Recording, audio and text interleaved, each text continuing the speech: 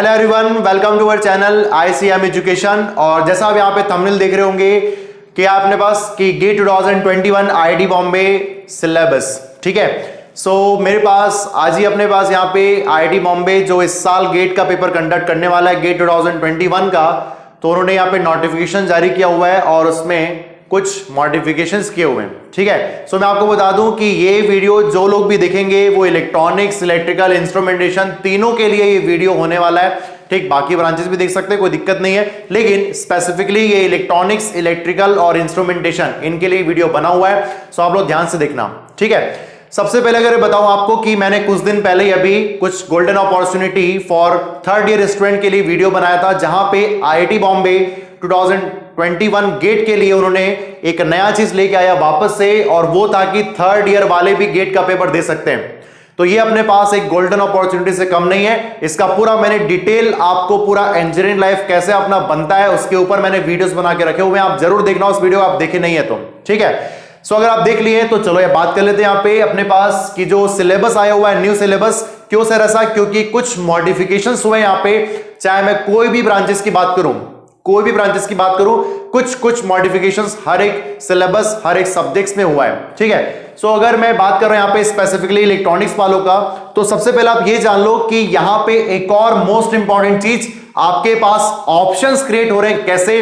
कि अगर आप यहाँ पे इलेक्ट्रॉनिक्स वाले स्टूडेंट हैं, अगर आप इलेक्ट्रॉनिक्स वाले हैं, सो ये लोग अपने पास इंस्ट्रूमेंटेशन या फिर फिजिक्स से पेपर दे सकते हैं।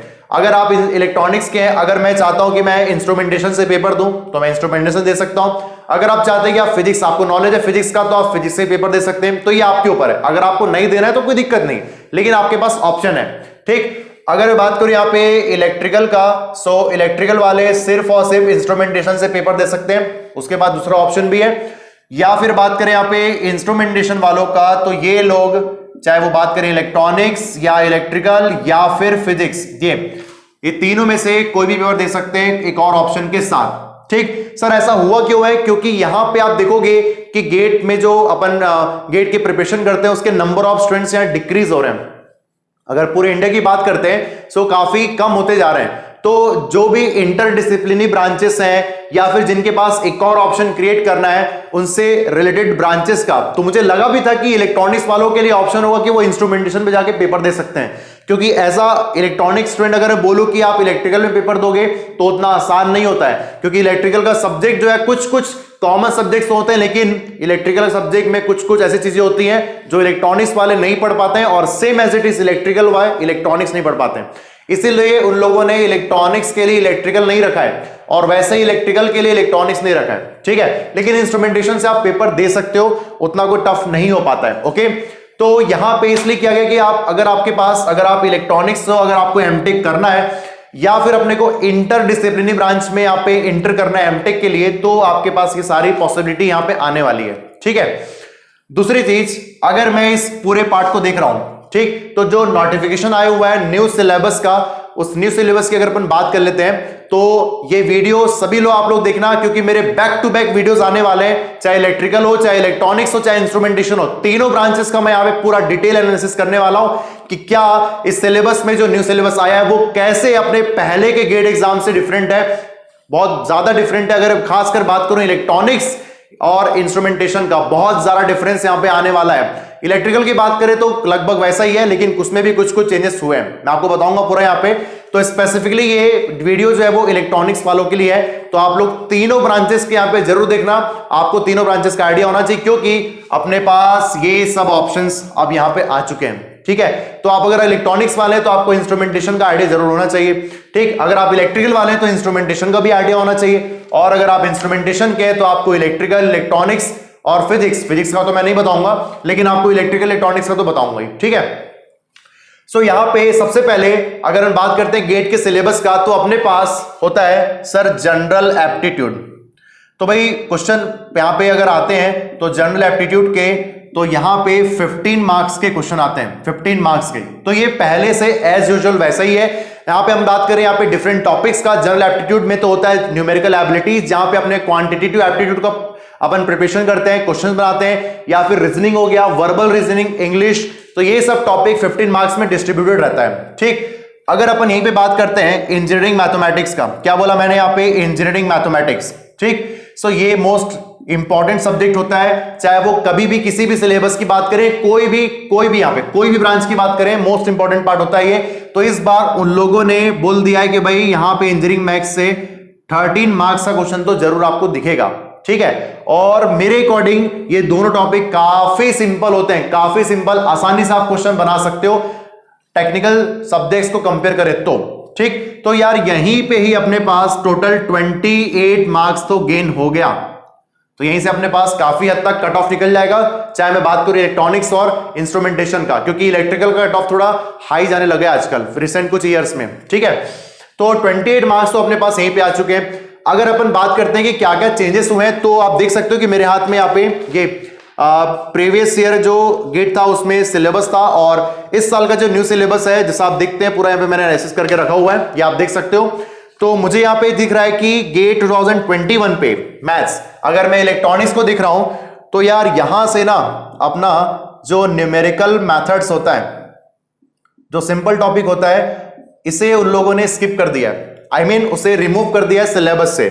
अगर बात करें यहाँ पे सर कोरिलेशन रिग्रेशन, अगर बात करें यहाँ पे कोरिलेशन एंड रिग्रेशन का, तो ये टॉपिक अपने पास अपन प्रोबेबिलिटीज में पढ़ते हैं, उसके आगे का ये सब्सिक्वेंट टॉपिक होता है कोरिलेशन एंड रिग्रेशन, तो इसको भी उन लोगों ने स्किप कर दिया है। टॉपिक जनरली कोई क्लास में उतना पढ़ाता भी नहीं है, और ना ही अपन जितने भी स्टूडेंट होते हैं वो पढ़ते हैं, एज अ गेट एस्पिरेंट बात करें तो ये टॉपिक चलो हट गया है, अब दिक्कत की बात नहीं है बाकी। लेकिन अब बात करूं मैं linear algebra, calculus, differential equation, है ना, वेक्टर कैलकुलस हो गया, vector analysis, complex variables, probability, statistics, ये सब कुछ कॉपी किया हुआ है, लेकिन बस ये दो चीजों को यहां से रिमूव कर दिया गया है ना। और मैं आपको बात करूं कि सर ये इस साल का जो गेट का पेपर है ना, ये इस बार बहुत ज्यादा अट्रैक्टिव होने वाला है, क्योंकि इसमें काफी चेंजेस हो गए हैं। सर कैसे? सबसे पहले अगर बात करूं मैं, गेट में अपने पास मल्टीपल चॉइस क्वेश्चंस के क्वेश्चन होते थे, जहां पे ऑप्शंस गिवन होते आपको और आप ऑप्शन को टिक करके अपने आंसर देते थे। लेकिन जब से गेट में ऑनलाइन एग्जाम स्टार्ट हुआ, तो उन लोगों ने क्या किया कि न्यूमेरिकल आंसर टाइप क्वेश्चंस भी उन्होंने लेके आया, जहां पे विदाउट ऑप्शन वाले क्वेश्चन होते हैं, जहां पे अपने को आंसर टिक करने में बहुत प्रॉब्लम होती है। अगर आप लेट सपोज आपका आंसर आ गया 0.25, ठीक है ना, 0.25 आ गया, पुट कर दो, लेकिन यार अपने को ना जज नहीं हो पाता है कि भाई ऑप्शन नहीं है, क्या अपना 0.25 जो आंसर आया वो सही है कि नहीं। तो इसमें ना अभी भी लोगों का डर रहता है न्यूमेरिकल आंसर टाइप क्वेश्चन, लेकिन वो डर आपका नहीं रहना चाहिए, क्योंकि अगर बात करूं नेगेटिव मार्किंग का तो एमसीक्यूज में तो होता ही है, लेकिन अगर न्यूमेरिकल आंसर टाइप क्वेश्चन की बात करें तो यहां पे नेगेटिव मार्किंग नहीं होता है, ठीक। अगर बात करूं third, the most important, most awaiting, जो अपने पास इस गेट के नोटिफिकेशन में आपको दिखेगा सर, वो है MSQ। यार ये बहुत खतरनाक वर्ड होने वाला है इस साल का गेट के पेपर में, इसमें ना आपको बहुत डर रहेगा। अब क्या होगा कि यहां पे अपने पास MSQ की बात होगी, मल्टीपल सेलेक्टिव क्वेश्चंस की, तो वहां पे आपको आंसर करने में दिक्कत होगी। सर ये है क्या बताइए? तो सर ये है अपने पास कि अगर अपने पास किसी भी क्वेश्चन पे option A, option B, option D, option ये ऐसा गिवन है, 4 ऑप्शन गिवन है, तो हो सकता है अपने को मल्टीपल सेलेक्ट क्वेश्चन, मतलब आपके एक क्वेश्चन के 2-3 आंसर या चारों के चारों आंसर हो सकते हैं, ABCD। समझ में आ रहा है? मतलब अगर लेट सपोज किसी क्वेश्चन का आंसर ये चारों है, ये क्वेश्चन का आंसर चारों है, और आपने यहां पे टिक करके आ गए लेट सपोज बी, खत्म, फिर वहीं पे खत्म। अगर लेट सपोज कि अगर आपका ABC तीनों करेक्ट है ना, कोई स्टेटमेंट वाला क्वेश्चन हो सकता है, लाइक अपने पास अगर मैं इलेक्ट्रॉनिक्स की बात करता हूं, इलेक्ट्रॉनिक डिवाइसेस एंड सर्किट में ऐसा क्वेश्चन बनता रहता है। तो अगर बात करूं यहां पे लेट सपोज आपने इसके ABC में एक ही ऑप्शन को करेक्ट करके आया, या फिर आप A को करेक्ट करके आए, आपने C को नहीं किया, तो गया फिर आपका तो वो क्वेश्चन। समझ में आ रहा है? इसका मतलब कि सर अपने को ना अब पूरा डिटेल में कोई भी सब्जेक्ट टॉपिक पढ़ना पड़ेगा। ऐसा नहीं होगा कि अपन किसी भी सब्जेक्ट को कुछ नंबर ऑफ आवर्स में कुछ कम दे दिए, या किसी सब्जेक्ट को अपना जो वीक पॉइंट है उसको हम क्या करते हैं कि टॉपिक को ऐसे ही गॉन थ्रू हो जाते हैं और गेट के पेपर में बैठ जाते हैं। लेकिन अब ऐसा नहीं होगा, आप बिल्कुल भी अपने तुक्के नहीं लगा सकते। पहली बात तो ये क्यों? क्योंकि सर ऐसे क्वेश्चन में मल्टीपल चॉइसेस होती हैं। आपको पता भी नहीं चलेगा, हो सकता है आप वहां पे कंफ्यूज हो जाओ कि भाई अगर ए हो गया तो बी भी हो सकता है, सी भी हो सकता है या डी भी हो सकता है, चारों के चारों भी करेक्ट हो सकते हैं। इसका मतलब आपको ना पूरा डिटेल में पढ़ना पड़ेगा, हर एक टॉपिक, हर एक सब्जेक्ट जो भी आप चूज करोगे यहां पे, जो भी ब्रांच का हो। तो ये मेरे को लगता है कि सबसे खतरनाक यहां पे डिसीजन लिया गया है, और मैं तो ये इससे बहुत खुश हूं यहां पे, क्योंकि ना अब एडवांटेज इसको किसको होने वाला है पता है? जो लोग ना बहुत मेहनत करते हैं, जो लोग बुक्स पढ़ते हैं, जो लोग का कॉन्सेप्ट ना बहुत एक्स्ट्रा ऑर्डिनरी होता है, जो लोग मेहनत कर करके आगे बढ़ते हैं, या जो शार्प माइंडेड होते हैं, जिनको पढ़ने की आदत होती है, तो ये एडवांटेज उन्हीं लोग को ही होगा। क्यों पता है सर? क्योंकि ना ऐसे कई लोग होते हैं, जो लोग कई बार रहता है ना, गेट का पेपर जो लेवल होता है काफी अच्छा होता है ना, अगर अपन कंपेयर करते हैं तो काफी ज्यादा अच्छा होता है, लेकिन कई बार क्या होता है, कई लोग किस्मत काम कर जाती है और वो जो भी ऑप्शन टिक करते हैं वो करेक्ट भी हो जाता है, अगर एक सिंगल ऑप्शन को टिक करना होता है तो। ठीक, तो उन लोग क्या करते हैं कि भाई गेट का प्रिपरेशन अगर कर रहे हैं तो गेट के प्रीवियस ईयर क्वेश्चन सॉल्व कर लो, आईएएस के ऑब्जेक्टिव क्वेश्चंस लगा लो, भाई हो गया प्रिपरेशन, टॉपिक पढ़ लिए, खत्म। और उन लोग गेट में रैंक भी लेके आ जाते हैं कई बार। लेकिन अब आपको ना पूरा सिलेबस, पूरा यहां पे हर एक टॉपिक अच्छा करना पड़ेगा। ठीक, तो यहां पे मैंने बात किया एमएसक्यू का, तो ये जो स्टेप लिया गया ना, ये बहुत अच्छा चीज है। कुछ लोग को इसमें डर अब लगेगा, तो जैसे ये था अब ऐसे ये हो गया, बस एक्सेप्ट कर लो यार, है ना। तो आपका इस बार का जो आईआईटी बॉम्बे ने पूरा डिसाइड किया हुआ है कि भाई जो भी बच्चे सेलेक्ट हो अपने पास गेट में, वो एक्स्ट्रा ऑर्डिनरी बन के आए, मतलब उनका जो लेवल है टेक्निकल सब्जेक्ट का, जो नॉलेज है ना, वो बहुत एक्स्ट्रा ऑर्डिनरी होना चाहिए, तभी आपके लिए गेट ये फ्रूटफुल होगा आगे जाके। ठीक, तो आपको मैं डरा नहीं रहा हूं, आपको सच्चाई बता रहा हूं, लेकिन यार ये one of the best GATE होता है जहां पे आप लोग सब कुछ कर सकते हो आफ्टर इंजीनियरिंग। ठीक है, चलो अगर अपन यहां पे बात कर लिए जनरल एप्टीट्यूड जो एज इट इज है, और इंजीनियरिंग मैथमेटिक्स, इसमें ये दो टॉपिक को रिमूव कर दिया गया। अब यहां पे अपन बात कर लेते हैं टेक्निकल सब्जेक्ट्स का। क्या बोला मैंने यहां पे? Technical subjects. तो भाई टेक्निकल सब्जेक्ट्स की जब हम बात करते हैं तो यहां पे आप देख लो कि 100 मार्क्स का जब गेट का पेपर है तो 28 मार्क्स तो आपके यहीं पे ही हो गए, तो बाकी कितने बच गए सर? 72 मार्क्स का टेक्निकल सब्जेक्ट्स होगा। मैथ्स एंड एप्टीट्यूड को आप छोड़ दो, वो अलग पार्ट हो गया, समझ लो। ठीक, तो टेक्निकल सब्जेक्ट में सबसे जो फेवरेट सब्जेक्ट होता है, मैं सबसे पहले बात कर लेता हूं बेसिक सब्जेक्ट, और वो है नेटवर्क। ठीक है, और ये अपने पास जो सिलेबस में मेंशन होता है इलेक्ट्रिक सर्किट्स, ये क्या होता है मेरे पास? Electric circuit.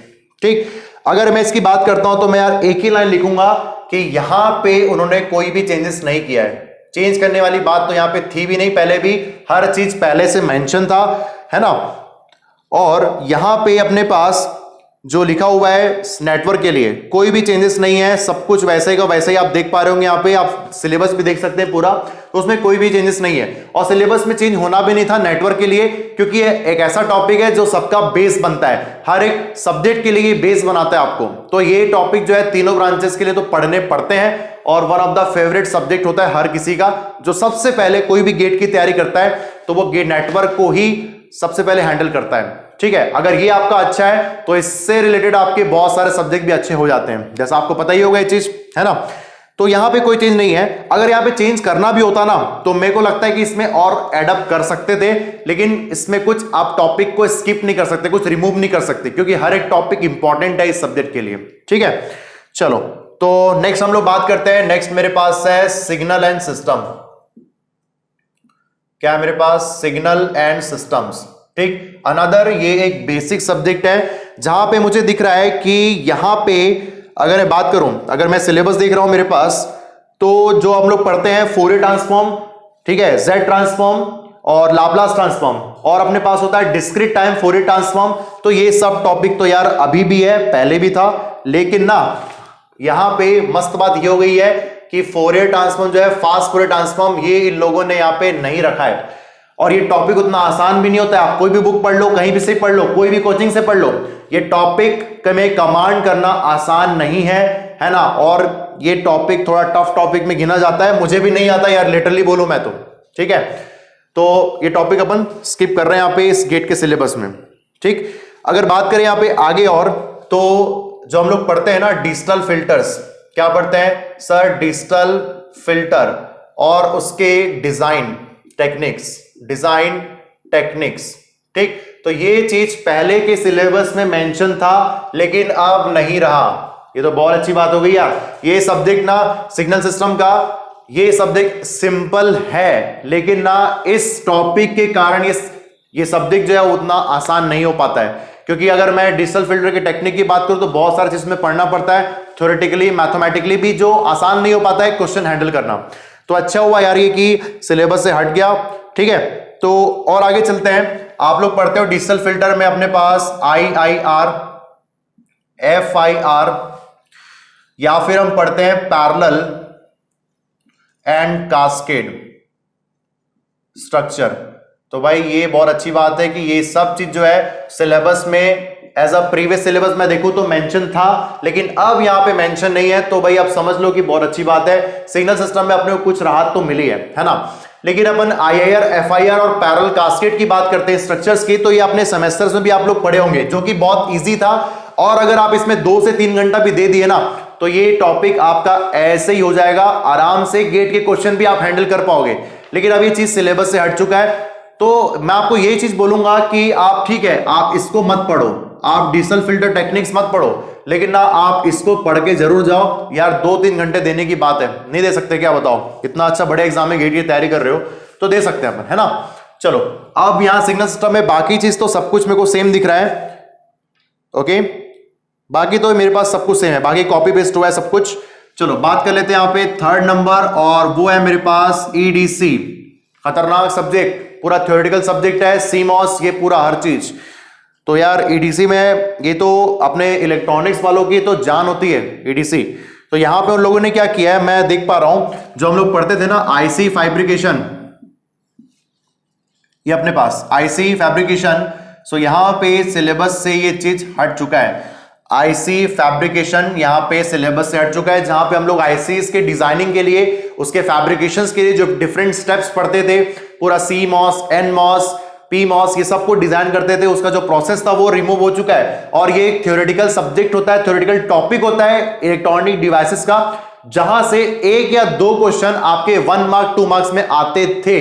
अभी तक हर एक गेट का आप पेपर दे सकते हो, आते थे, लेकिन ये हट चुका है। तो आपका यहाँ पे थोड़ा सा लोड जो है वो कम हो गया इस टॉपिक को लेके, क्योंकि इसमें थोड़ा पर्टिकुलर ध्यान देना पड़ता था, और ये टॉपिक कई लोगों को पसंद भी नहीं आता है ना। ठीक, अब अगर आगे बढ़ते हैं तो यहां पे ना एक चीज मैं देख पा रहा हूं जो पहले के सिलेबस में मेंशन नहीं था, और वो ये है कि सर अपन बात कर रहे हैं यहां पे डायरेक्ट एंड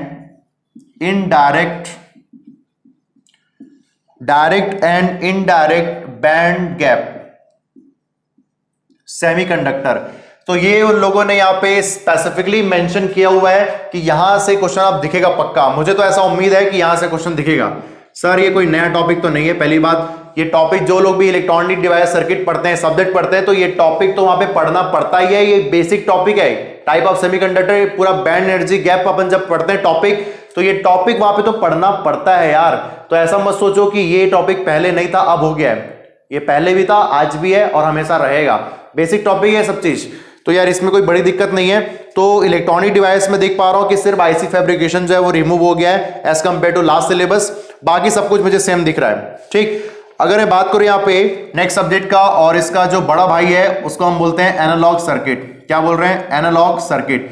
अगर मैं एनालॉग सर्किट की बात करता हूं, इसमें काफी सारे चेंजेस आपको दिखे हैं। सबसे पहले डायोड सर्किट, क्लिपर, क्लैंपर, है ना, ऐसे ही लेता हूं मैं भी, जब भी मैं पढ़ाता हूं एनालॉग स्टार्ट करता हूं तो मेरा फेवरेट सब्जेक्ट है वो, स्टार्ट करता हूं डायोड्स के applications, clipper, clamper, positive clamper हो गया, नेगेटिव क्लैंपर, ये सब कुछ। तो ये तो मेंशन है। रेक्टिफायर्स भी है यहाँ पे, रेक्टिफायर्स क्वेश्चन तो नहीं आते रेक्टिफायर से, लेकिन मेंशन लोगों ने किया हुआ है। और BJT मॉसफेट, बायसिंग हो गया, AC कपलिंग। यार ये तो ना, ये टॉपिक ना AC कपलिंग का, जहां पे कैपेसिटर के इफेक्ट की बात होती है, effect of bypass capacitor, effect of different type के जो कैपेसिटर्स होते हैं, वो सब कुछ इंक्लूडेड है, उन्होंने मेंशन किया हुआ है। तो यहां से क्वेश्चन तो जरूर बनेगा, और ये सिंपल टॉपिक में गिना जाऊंगा मैं इसको, AC कपलिंग यहाँ पे। और हाँ, यहां पे उन लोगों ने पहले सिलेबस में मेंशन नहीं होता था, क्या सर करंट मिरर सर्किट, लेकिन अब इन लोगों ने मेंशन किया है, एक्सप्लिसिटली मेंशन किया हुआ है।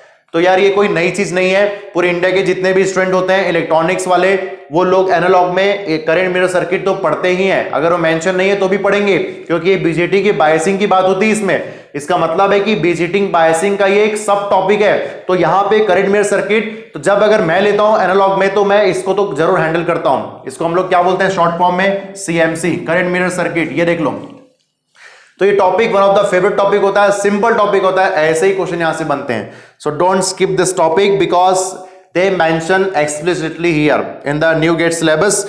Okay, so here we get the IC 555 timer. ये अपने पास सिलेबस से मेंशन अब नहीं रहा यार, ये तो बड़े दुख की बात है मेरे लिए खास करके। क्यों पता है, IC 555 मेरा फेवरेट टॉपिक होता है, इसको मैंने अपने कॉलेज के सेमेस्टर में बहुत अच्छे फॉर्म में पढ़ा था, बेहतरीन टॉपिक था IC 555 टाइमर, लेकिन अब ये सिलेबस में नहीं है। लेकिन मैं आपको ये बोलूंगा कि सर इसको ना पढ़ के चले जाना, पढ़ के चले जाना, क्योंकि ना आप इसको अगर 5 घंटे दोगे ना, पूरा पूरा पैकअप कर लोगे, पूरा प्रीवियस ईयर क्वेश्चन कर लोगे, इसको आप छोड़ना मत जरूर। क्या बोला मैंने, इसको आपको स्किप नहीं करना है, ये फेवरेट टॉपिक है मेरा और ये आपका भी कई लोग का होगा जरूर, तो इस टॉपिक को छोड़ना मत। लेकिन यहां पे मेंशन तो नहीं है, मुझे ऐसा उम्मीद है कि यहां से क्वेश्चन दिख सकता है ना। अब उसके बाद बात होती है कि जो अपने को पसंद नहीं होता है और उसका नाम है पावर एम्पलीफायर। ये अपने को टॉपिक पसंद नहीं होता है ना। जनरली इलेक्ट्रॉनिक स्टूडेंट, एनालॉग इतना बड़ा सब्जेक्ट होता है कि वो एनालॉग पावर एम्पलीफायर को पढ़ना पसंद नहीं करता है, मैं भी पसंद नहीं करता था। तो पावर एम्पलीफायर जो होगा उसको अपन यहां पे स्किप कर दिए IIT बॉम्बे गेट 2021 के लिए। तो ठीक है, आपके लिए तो राहत की खबर है कि पावर एम्पलीफायर नहीं है। हालांकि वो कोई टफ टॉपिक नहीं है उतना, जिसमें हम लोग class A, class B, class AB, class C amplifier ये सब कुछ पढ़ते हैं डिटेल में, है ना। अगर मैं इसके बाद की बात करता हूं तो देखो, इन लोगों ने क्या किया है कि लास्ट सिलेबस में फीडबैक एम्पलीफायर था, फीडबैक एम्पलीफायर था, लेकिन इन लोगों ने इस सिलेबस में मेंशन नहीं किया है। जैसा मैं यहां पे देख पा रहा हूं कि इन लोगों ने इस सिलेबस में मेंशन नहीं किया है, ठीक है। और यहां पे भाई फीडबैक एम्पलीफायर एक मोस्ट इंपॉर्टेंट पार्ट होता है। अगर अपन ओपैम की बात करते हैं ना, तो ओपैम में अपने आप में अगर मैं एनालॉग पढ़ाता हूं तो मैं ओपैम में लगभग 27-28 एप्लीकेशंस ही बता देता हूं ओपैम को लेके। तो यार ओपैम ना अपने आप में बहुत मोस्ट इंपॉर्टेंट टॉपिक होता है, जहां पे जब अपन ओपैम के एप्लीकेशंस की बात करते हैं तो ये फीडबैक वाला पार्ट जो टर्म है वो यूज तो होता ही है। तो भाई आप ये मत सोचो कि एम्पलीफायर मतलब फीडबैक एम्पलीफायर स्किप हो गया है तो आप उसको छोड़ देना है, नहीं। तो यार ये जो टॉपिक है ना, ये एक सब टॉपिक होता है हर एक पार्ट का, हर एक टॉपिक का एक सब टॉपिक है ये। इसके कॉन्सेप्ट तो आपको पढ़ने पड़ेंगे, और ये तो भाई अपने आप में बहुत ही सिंपलेस्ट टॉपिक होता है ये, तो आपको पढ़ना तो है ही इसको। आप ये मत सोचो कि सिलेबस में नहीं है अब ये। हाँ, अब यहाँ पे एक बात हो रही है कि सर यहां पे ना पावर सप्लाईज, ये एक पावर सप्लाईज ये टॉपिक होता है जिसमें हम लोग पढ़ते हैं ripple, removal and regulation, ripple, removal and regulation. तो ये जो है ना अपने पास, ये अब यहां पे नहीं रहा। लेकिन अगर बात करूं मैं प्रीवियस सिलेबस में तो ये मेंशन था उस टाइम पे, लेकिन अब नहीं है। आपने को डरने की बात नहीं है। और वैसे भी यहां से क्वेश्चन ना मेरे ख्याल से अगर मैं बात करूं यहाँ पे लास्ट 2-3 साल पहले से 1-2 क्वेश्चन आने लग गए थे, और बहुत खतरनाक फ्रेम होता था, है ना। इवन ऐसा होता था कि क्वेश्चन अपन हिला भी नहीं पाते थे, ऐसा दिक्कत हो जाता था कई सारे स्टूडेंट को, चाहे वो इलेक्ट्रॉनिक्स का हो, ठीक। तो अब ये नहीं है सिलेबस में, उन लोगों ने मेंशन नहीं किया है एक्सप्लिसिटली, तो ये अपने को स्किप करना चाहिए यहाँ पे, ठीक। बाकी यहाँ पे करंट मिरर सर्किट उन लोगों ने इस बार ऐड किया है अलग से, बाकी तो ठीक है ना, बाकी तो ठीक है। ऑसिलेटर है अपने पास। चलो, तो ये तो बात होगी मेरे पास एनालॉग के लिए। अब मैं यहाँ पे बात कर लेता हूं, 5th नंबर है और उसका नाम है कंट्रोल सिस्टम। तो भाई कंट्रोल सिस्टम को अगर मैं देखूंगा तो भाई एक मस्त सब्जेक्ट होता है, प्यारा सब्जेक्ट होता है, और ये बहुत सारे लोगों का फेवरेट सब्जेक्ट भी होता है, इलेक्ट्रॉनिक स्टूडेंट का, इलेक्ट्रिकल इंस्ट्रूमेंटेशन सबके लिए। लेकिन मुझे पसंद नहीं उतना, इसमें कुछ भी कुछ होता रहता है, दिखता नहीं है कुछ। तो कंट्रोल सिस्टम की बात करते हैं, तो यहां पे मैं देख पा रहा हूं कि बढ़िया न्यूज ये है कि इसमें कोई भी चेंज नहीं हुआ है, कोई भी टॉपिक ऐड नहीं हुआ है, ना कोई टॉपिक स्किप हुआ है। तो भाई ये तो अच्छा चीज है। इसमें कंट्रोल सिस्टम में वैसे भी एक बेसिक सब्जेक्ट है, तो यहां पे कुछ चीजें आपको ऐड करनी थी तो ऐड कर सकते थे, लेकिन चेंज करने में कोई दिक्कत नहीं यहाँ पे, ठीक है। तो ये तो मेरे पास बात हो गई यहाँ पे 5 टेक्निकल सब्जेक्ट्स के लिए। अब नेक्स्ट आगे बढ़ते हैं यहाँ पे।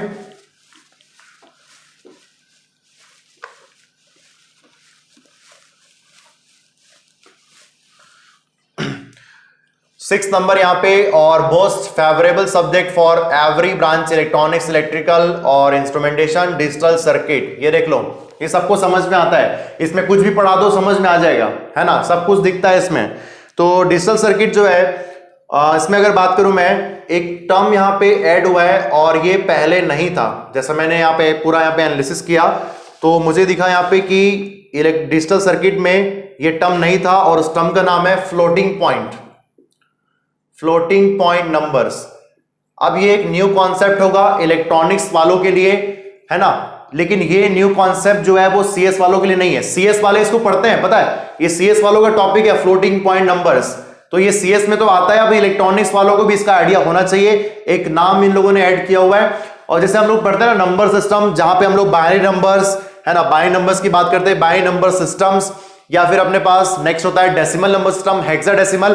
तो एक टॉपिक होता है नंबर सिस्टम का, तो उसी में ये पार्ट इंक्लूडेड रहता है। अगर मैं सीएस वालों की बात करता हूं तो एक दो क्वेश्चन यहां से आ जाता है, लेकिन इलेक्ट्रॉनिक्स में यहां पे ऐड हुआ है, तो मुझे लगता है यहां से क्वेश्चन बिल्कुल होगा इस बार। मैं आपको गारंटी से लिख सकता हूं 90% चांस है यहां से क्वेश्चन होगा, गारंटी बोल रहा हूं, ठीक है। चलो आगे बढ़ते हैं। तो जैसा मैं देख पा रहा हूं यहाँ पे पीएलडी जो टॉपिक था पहले कॉम्बिनेशन सर्किट में, और पीएलए ये टॉपिक यहां से हट चुका है, अच्छी बात है ना, उसका वेटेज कुछ खास था भी नहीं। और बात करें हम लोग यहाँ पे डेटा कन्वर्टर्स का, sample and hold circuit, ADC and DAC, analogue to digital और डिजिटल टू एनालॉग कन्वर्टर्स, तो ये तो है वैसे ही। सेमीकंडक्टर मेमोरीज भी हैं, सब कुछ, रोम, एसआरएम, डीआरएम, ये सब कुछ है, ठीक। अब आप खुश होने वाली बात ये है कि इलेक्ट्रॉनिक्स में जो लोग भी 8085 माइक्रो प्रोसेसर पसंद नहीं करते हैं, पसंद नहीं करते ना कई लोग, लेकिन यार ये ना पूरे गेट के सिलेबस में सबसे तगड़ा टॉपिक मेरा यही है, 8085 माइक्रो प्रोसेसर, क्योंकि ना इसमें मजा आता है पढ़ने में, आपको चीजें कॉन्सेप्चुअली सब दिखती हैं। उसके 74 instructions, architecture, memory interfacing, IO interfacing, मजेदार टॉपिक है सब कुछ 8085। लेकिन दुख की खबर यह है कि सर ये यहां से हट चुका है, जहां से एक दो क्वेश्चन आता ही था इलेक्ट्रॉनिक्स में, और ऐसे ही बनता था, वो ऐसे ही क्वेश्चन बनते थे आराम से। तो 8085 माइक्रो प्रोसेसर अपने पास स्किप हो गया है। तो भाई जिनको ये पसंद नहीं था तो आप लोग स्माइल कर दो बढ़िया सा मेरा वीडियो देखते हुए, लेकिन मैं स्माइल नहीं करूंगा, ये टॉपिक मेरा फेवरेट था यार, गड़बड़ हो गया, लेकिन खुश मत हो, अब मैं स्माइल करूंगा। क्यों? क्योंकि इस टॉपिक का अपने पास रिप्लेसमेंट आ चुका है, इस टॉपिक का रिप्लेसमेंट आ गया इलेक्ट्रॉनिक्स ब्रांच में। सर वो क्या है बताओ जल्दी से। Sir computer architecture organisation, computer architecture organisation. और ये टॉपिक जो आप ध्यान रखो, ये सीएस वालों का टॉपिक है। अब अपने पास इलेक्ट्रॉनिक्स में आ गया गेट के एग्जाम के लिए। तो इसमें आप लोग क्या क्या पढ़ना है, जैसे मैं सिलेबस देख पा रहा हूं, मशीन इंस्ट्रक्शंस, है ना, जो सब एक 8085 में भी होता है, arithmetic logical unit, data path control unit, instruction ही पढ़ने, पाइपलाइनिंग। सर पाइपलाइनिंग हम कहीं सुने, माइक्रो प्रोसेसर 8086 में, उसमें पाइपलाइनिंग का भी कॉन्सेप्ट होता है, अवेलेबिलिटी होती है, जो 8085 में नहीं होती है, तो वो आ चुका है, ठीक। तो ये सब कुछ टॉपिक कंप्यूटर ऑर्गेनाइजेशन अपने को पढ़ना है, जो सीएस वालों का नॉलेजेबल टॉपिक होता है उनके गेट के सिलेबस में, लेकिन अब इलेक्ट्रॉनिक्स वाले में है।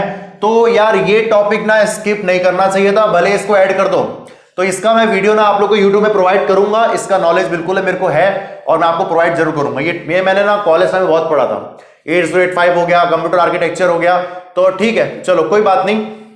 अगर ये हट गया तो ये आ गया ना, खुश नहीं होना अपने को, ठीक है, जो खुश हो रहे थे हम लोग। अब यहाँ पे नेक्स्ट हम लोग बात कर लेते हैं,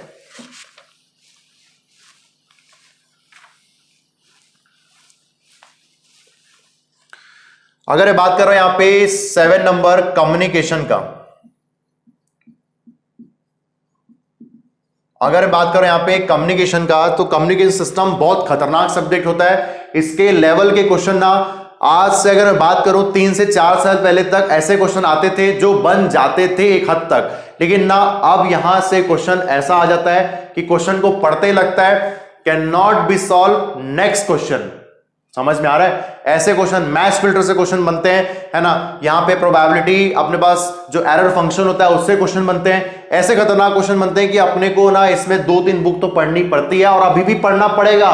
अब तो और पढ़ना है सर, क्यों? मल्टीपल सिलेक्टिव क्वेश्चन है ना, फैक्टर, जो मेरे लिए बहुत अच्छा हो गया अभी तो, है ना, मुझे अच्छा लगा ये चीज।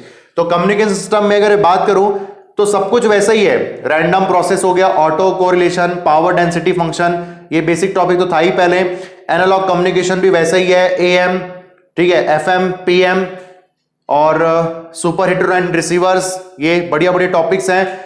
इंफॉर्मेशन थ्योरी भी है, डिजिटल कम्युनिकेशन में PCM, DPCM, ASK, PSK, QM, bandwidth, ये सब कुछ तो वैसा ही है। तो चेंज कहां पे हो रहा है पता है? चेंज हो रहा है कि यहां पे उन लोगों ने स्पेसिफिकली मेंशन किया हुआ है कि जो